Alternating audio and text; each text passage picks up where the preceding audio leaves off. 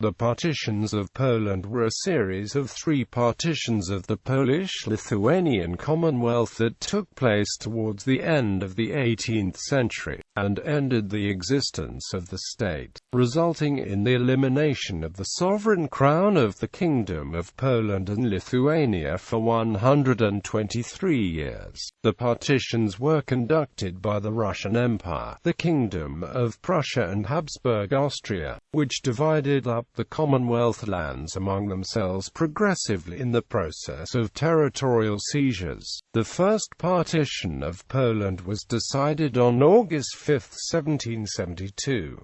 2 decades later, Russian and Prussian troops entered the Commonwealth again, and the Second Partition was signed on January 23, 1793. Austria did not participate in the Second Partition. The Third Partition of Poland took place on October 24, 1795, in reaction to the unsuccessful Polish Kosciuszko uprising the previous year. With this partition, the Commonwealth ceased to exist. In English, the term Partitions of Poland is sometimes used geographically as toponymy, to mean the 3 parts that the partitioning powers divided the Commonwealth into: the Austrian Partition, the Prussian Partition and the Russian Partition. In Polish, there are 2 separate words for the 2 meanings. The consecutive acts of dividing and annexation of Poland are referred to as rozbiór, while the term zabour means each part of the Commonwealth annexed in 1772–95 becoming part of either Imperial Russia, Prussia or Austria. In Polish historiography, the term Fourth Partition of Poland has also been used, in reference to any subsequent annexation of Polish lands by foreign invaders. Depending on source and historical period, this could mean the events of 1815, or 1832 and 1846, or 1939, bringing the total number of Poland's names for the ceding of territory to neighboring empires up to 7. The term Fourth Partition, in a temporal sense, can also mean the diaspora communities that played important political role in re-establishing the Polish sovereign state after 1918. History. The reign of Władysław I Wies, or the development of the liberum veto, a policy of parliamentary procedure based on the assumption of the political equality of every gentleman, with the corollary that unanimous consent was needed for all measures. A single member of Parliament's belief that a measure was injurious to his own constituency, even after the act had been approved, became enough to strike the act. It became increasingly difficult to get action taken. The liberum veto also provided openings for foreign diplomats to get the ways, through bribing nobles, to exercise it. Thus, one could characterize Poland-Lithuania in its final period before the partitions as already in a state of disorder and not a completely sovereign state, almost as a vassal state, or in modern terms, a Russian satellite state, with Russian Tsars effectively choosing Polish kings. This applies particularly to the last Commonwealth king Stanislaw August Poniatowski, who for some time had been a lover of Russian Empress Catherine the Great. In 1730, the neighbors of the Polish-Lithuanian Commonwealth, namely Prussia, Austria and Russia, signed a secret agreement to maintain the status quo, specifically to ensure that the Commonwealth laws would not change. Their alliance later became known in Poland as the Alliance of the Three Black Eagles, because all 3 states used a black eagle as a state symbol. The Commonwealth had been forced to rely on Russia for protection against the rising Kingdom of Prussia, which demanded a slice of the northwest in order to unite its western and eastern portions. This would leave the Commonwealth with the Baltic coast only in Latvia and Lithuania. The Commonwealth could never be liquidated unless its longtime ally, Austria, allowed it. So Catherine had to use diplomacy to win Austria to her side. The Commonwealth had remained neutral in the 7 Years' War, yet it sympathized with the alliance of France, Austria, and Russia. and allowed Russian troops access to its western lands as bases against Prussia. Frederick II retaliated by ordering enough Polish currency counterfeited to severely affect the Polish economy. Through the Polish nobles whom Russia controlled and the Russian minister to Warsaw, ambassador and Prince Nicholas Repnin, Empress Catherine the Great forced a constitution on the Commonwealth at the so-called Repnin Sejm of 1767, named after Ambassador Repnin, who effectively dictated the terms of that Sejm.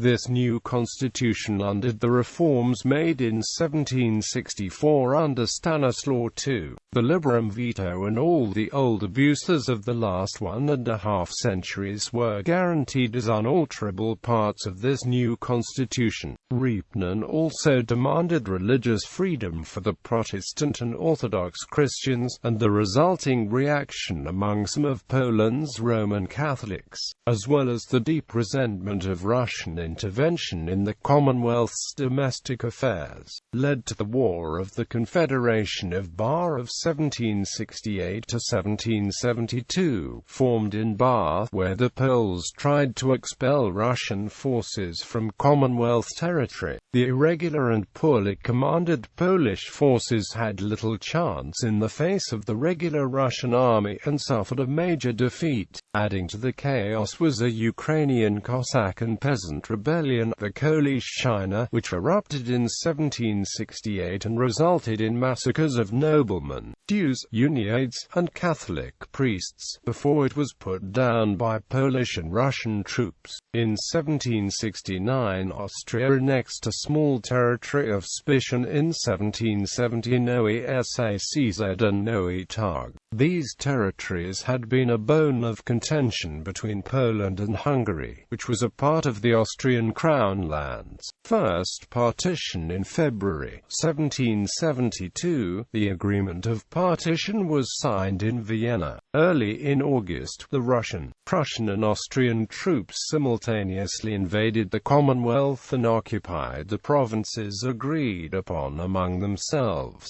On August 5, 1772, the Occupation Manifesto was issued, much to the consternation of a country too exhausted by the endeavors of the Confederation of Bar to offer successful resistance. Nevertheless, several battles and sieges took place, as Commonwealth troops refused to lay down their arms. The Partition Treaty was ratified by its signatories on September 22, 1772. Frederick II of Prussia was elated with his success. Prussia took most of Royal Prussia that stood between its possessions in the Kingdom of Prussia and the Margraviate of Brandenburg, as well as Umland, northern areas of Greater Poland along the Notek River, and parts of Kuyavia. Despite token criticism of the partition from Austrian Empress Maria Theresa, Austrian statesman Wenzel Anton, Prince of Kaunitz-Ryaburg, was proud of wresting as large a share as he did, with the rich salt mines of Bochnia and Wieliczka. To Austria fell Zeta and Auschwitz, part of Lesser Poland embracing parts of the counties of Kraków and Sandomir and the whole of Galicia, less the city of Kraków. Catherine of Russia was also very satisfied by this diplomatic document.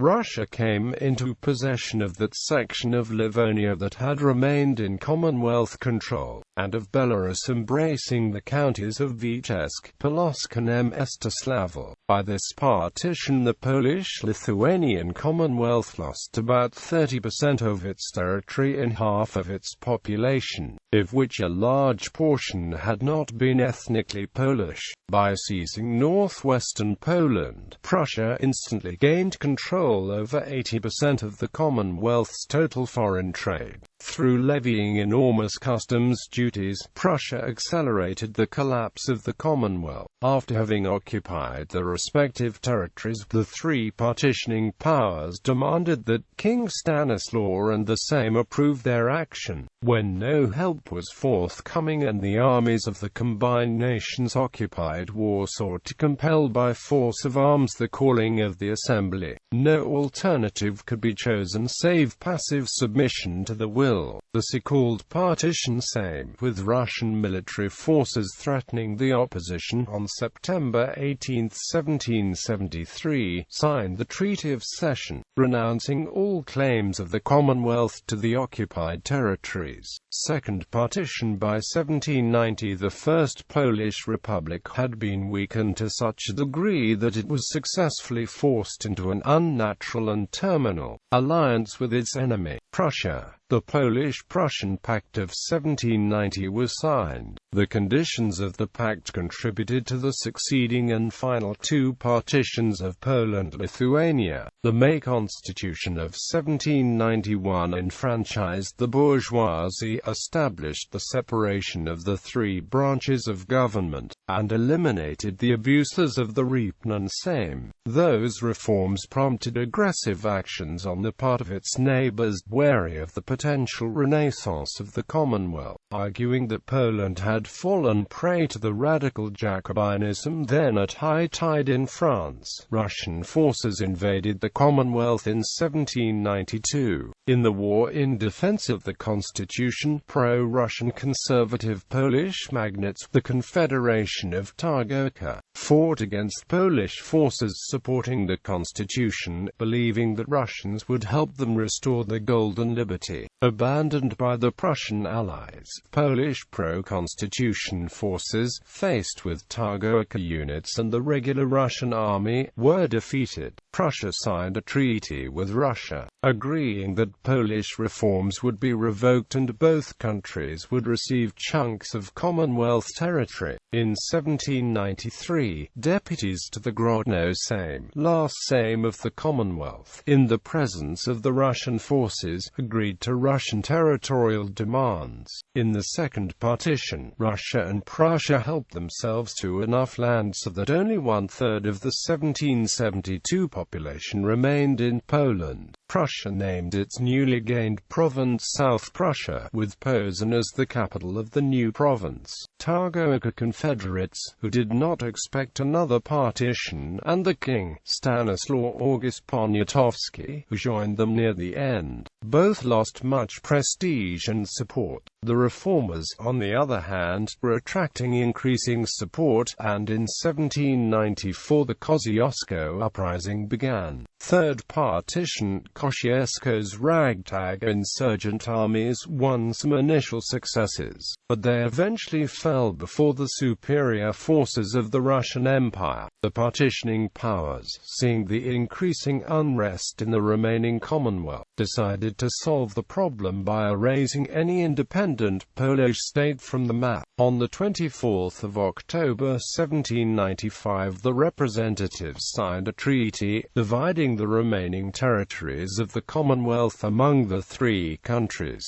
The Russian part included 120,000 square kilometers and 1.2 million people with Vilnius, the Prussian part 55,000 square kilometers and 1 million people with Warsaw, and the Austrian 47,000 square kilometers with 1.2 million and Lublin and Krakow. Summary. With regard to population, in the First Partition, Poland lost over 4 to 5 million citizens. Only about 4 million people remained in Poland after the Second Partition, which makes for a loss of another third of its original population, about half of the remaining. By the Third Partition, Prussia ended up with about 23% of the Commonwealth's population, Austria with 32%, and Russia with 45%. During the Napoleonic Wars and in their immediate aftermath, the borders between partitioning powers shifted several times, changing the numbers seen in the preceding table. Ultimately, Russia ended up with most of the Polish core at the expense of Prussia and Austria. Following the Congress of Vienna, Russia controlled 82% of the pre-1772 Commonwealth's territory, Austria 11%, and Prussia 7%. Aftermath. The King of Poland, Stanislaw August Poniatowski, under Russian military escort left for Grodno, where he abdicated on November 25. 1795. Next he left for St. Petersburg, Russia, where he would spend his remaining days. This act ensured that Russia would be seen as the most important of the partitioning powers. As a result of the partitions, Poles were forced to seek a change of status quo in Europe. Polish poets, politicians, noblemen, writers, artists, many of whom were forced to emigrate, became the revolutionaries of the 19th century, as desire for freedom became one of the defining parts of Polish Romanticism. Polish revolutionaries participated in uprisings in Prussia, the Austrian Empire and Imperial Russia. Polish legions fought alongside Napoleon and under the slogan of "For our freedom and yours," participated widely in the Spring of Nations. Poland would be briefly resurrected, if in a smaller frame, in 1807, when Napoleon set up the Duchy of Warsaw. After his defeat and the implementation of the Congress of Vienna Treaty in 1815, the Russian-dominated Congress Kingdom of Poland was created in its place. After the Congress, Russia gained a larger share of Poland and, after crushing an insurrection in 1831, the Congress Kingdom's autonomy was abolished and Poles faced confiscation of property, deportation, forced military service, and the closure of their own universities. After the uprising of 1863, Ratification of Polish secondary schools was imposed and the literacy rate dropped dramatically. In the Austrian portion, Poles fared better, and were allowed to have representation in parliament and to form their own universities, and Krakow and Lemberg became centers of Polish culture and education. Meanwhile, Prussia Germanized the entire school system of its Polish subjects, and had no more respect for Polish culture and institutions than the Russian Empire. In 1915, a client state of the German Empire and Austria-Hungary was proposed and accepted by the Central Powers of World War I, the Regency Kingdom of Poland. After the end of World War I, the Central Powers surrendered to the Western Allies. The chaos of the Russian Revolution and the Treaty of Versailles finally allowed and helped the restoration of Poland's full independence after 123 years. Fourth Partition. The terminology describing the partitions of Poland can be somewhat confusing, as the first three partitions are sometimes used to refer to the three dates on which Poland was divided and sometimes to the three geographic divisions. The term Fourth Partition has also been used in both a temporal and a spatial sense. The term Fourth Partition of Poland may refer to any subsequent division of Polish lands. Specifically, after the Napoleonic era, the 1815 division of the Duchy of Warsaw at the Congress of Vienna, the 1832 incorporation of the Congress Kingdom into Russia, and the 1846 incorporation of the Republic of Krakow into Austria, and the 1939 division of Poland between Germany and the Soviet Union pursuant to the Molotov-Ribbentrop Pact.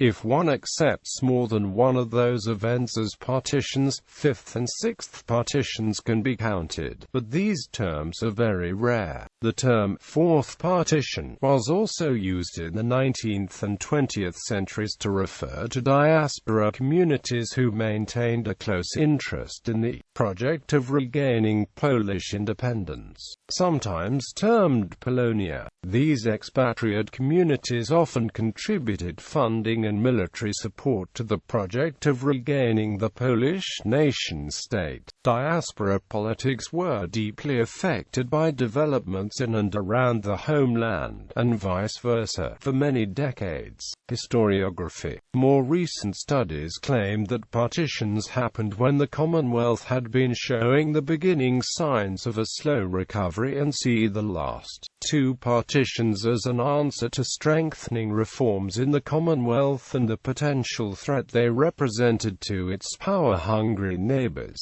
As historian Norman Davies stated, because the balance of power equilibrium was observed, many contemporary observers accepted explanations of the enlightened apologists of the partitioning state. 19th-century historians from countries that carried out the partitions, such as 19th-century Russian scholar Sergei Solovyov, and their 20th-century followers, argued that partitions were justified, as the Polish-Lithuanian Commonwealth had degenerated to the point of being partitioned because the counterproductive principle of liberum veto made decision-making on divisive issues, such as a wide-scale social reform, virtually impossible. Solovyov specified the cultural, language and religious break between the supreme and lowest layers of the society in the east regions of the Commonwealth, where the Belarusian and Ukrainian serf peasantry was orthodox. Russian authors emphasized the historical connections between Belarus, Ukraine and Russia, as former parts of the medieval Old Russian state where dynasty of Rurikids reigned. Thus, Nikolai Karamzin wrote, "Let the foreigners denounce the partition of Poland. We took what was ours." Russian historians often stressed that Russia annexed primarily Ukrainian and Belarusian provinces with Eastern Slavic inhabitants, although many Ruthenians were no more enthusiastic about Russia than about Poland, and ignoring ethnically Polish and Lithuanian territories also being annexed later. A new justification for partitions arose with the Russian Enlightenment, as Russian writers such as Gavrila Derzhavin, Denis von Wiesen, and Alexander Pushkin stressed degeneration of Catholic Poland and the need to civilize it by its neighbors. Nonetheless, other 19th-century contemporaries were much more skeptical. For example, British jurist Sir Robert Phillimore discussed the partition as a violation of international law. German jurist Heinrich Bernhard Oppenheim presented similar views. Other older historians who challenged such justifications for the partitions included French historian Jules Michelet, British historian and politician Thomas Babington Macaulay, and Edmund Burke. Edmund Burke was alone in criticizing the immorality of this act. Several scholars focused on the economic motivations of the partitioning powers. Jerzy Zarjewski wrote that the Russian peasants were escaping from Russia to the Polish-Lithuanian Commonwealth in significant enough numbers to become a major concern for the Russian government, sufficient to play a role in its decision to partition the Commonwealth. Increasingly in the 18th century, until the partitions solved this problem, Russian armies raided territories of the Commonwealth, officially to recover the escapees, but in fact kidnapping many locals. Hohoban noted that Prussia aimed to take control of the lucrative Baltic grain trade through Danzig. Some scholars use the term sector in reference to Commonwealth territories consisting of Polish cultural heritage as well as historical monuments, dating as far back as the first days of Poland's statehood. Other countries. The Ottoman Empire was one of only 2 countries in the world that refused to accept the partitions and reserved a place in its diplomatic corps for an ambassador of Lehiston. Persia was the other. Il Canto degli Italiani, the Italian national anthem, contains a reference to the partition.